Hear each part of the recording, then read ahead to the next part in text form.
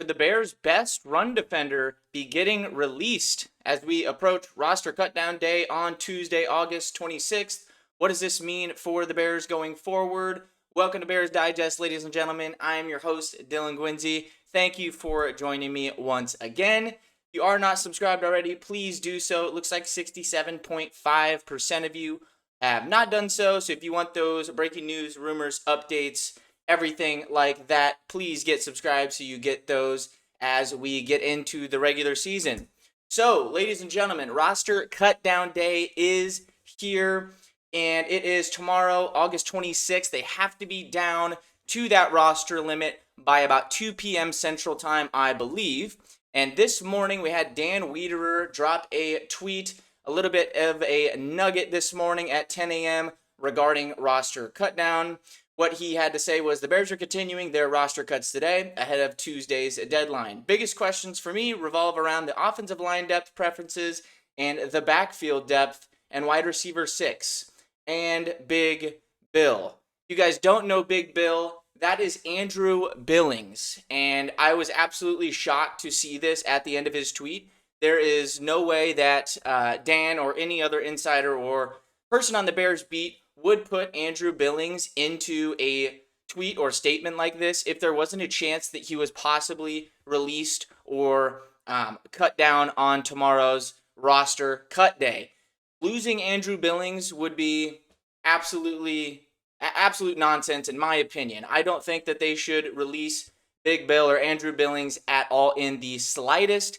He is an absolute run stuffer. He is amazing in the middle of a run defense. I know we are a little bit crowded at that position at defensive tackle inside, but he is an amazing rotational guy that can come in and stop the run in a pinch, or when you know it's a run down, you can put him and Grady Jarrett in the middle, and they're going to stuff the run, or at least give us the best chance to stuff the run possible. Andrew Billings was an absolute MVP for us on the defensive line last year before he went down with injury. We're going to get into some of his numbers and, impact that he had on the team before he went down last year. Statistically, Chicago was one of the worst run-stopping defensive lines after he went down with injury last year.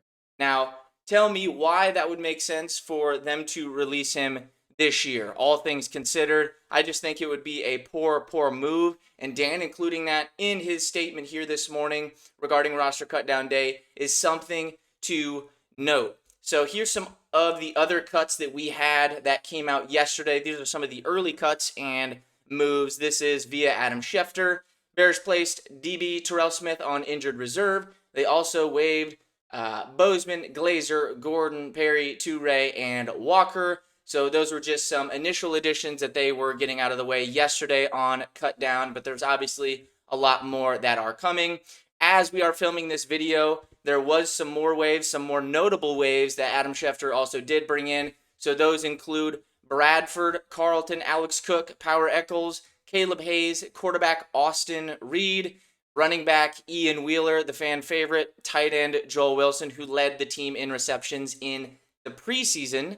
And Bears also flat out released Trey Flowers, Royce Freeman, who they just added and had a decent game, and Joshua Miles, the offensive lineman.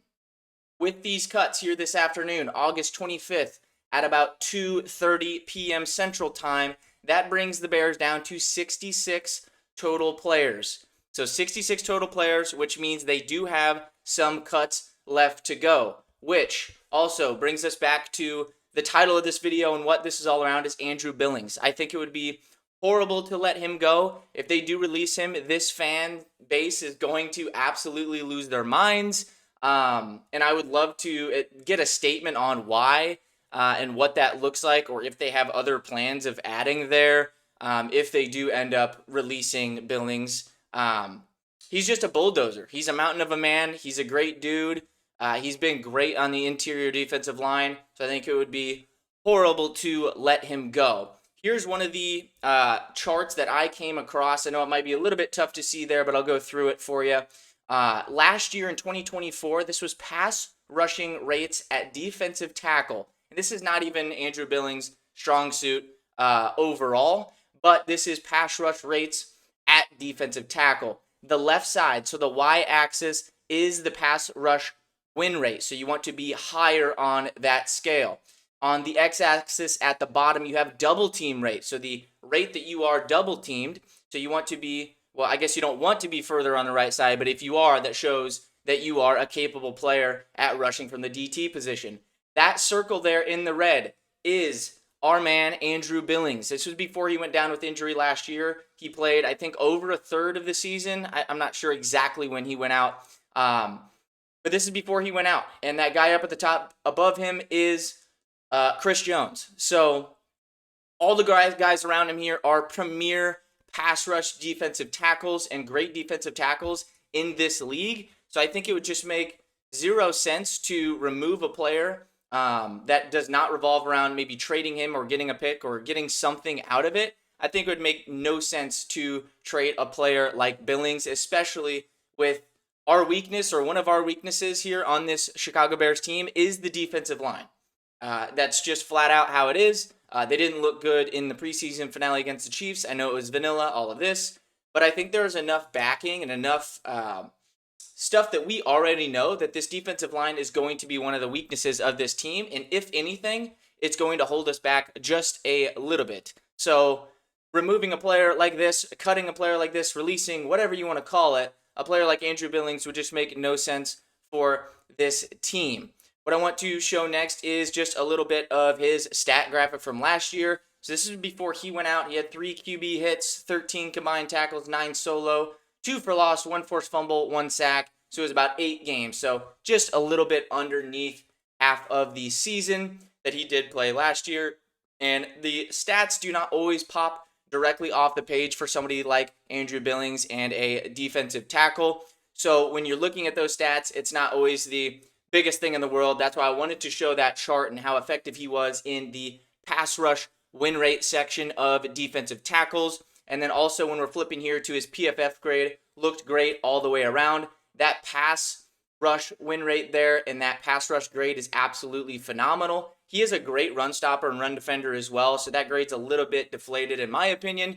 And of course, he didn't have a full season sample size, so you can always take that with a little bit of a grain of salt. But he's an overall great rotational defensive tackle, backup guy that we can have into this system here. So I think it would be a horrible move to release Andrew Billings. We are going to keep our eyes on this move as we get into tomorrow, August 26th. We're going to cover that full roster once it is whittled down after cut day tomorrow. We're going to get that news out here as soon as it is released. So we'll stay tuned on the Andrew Billings front.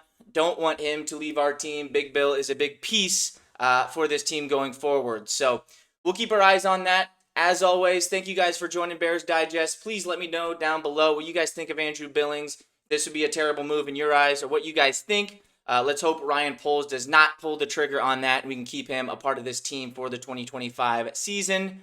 As always, thank you guys for joining us, and bear down.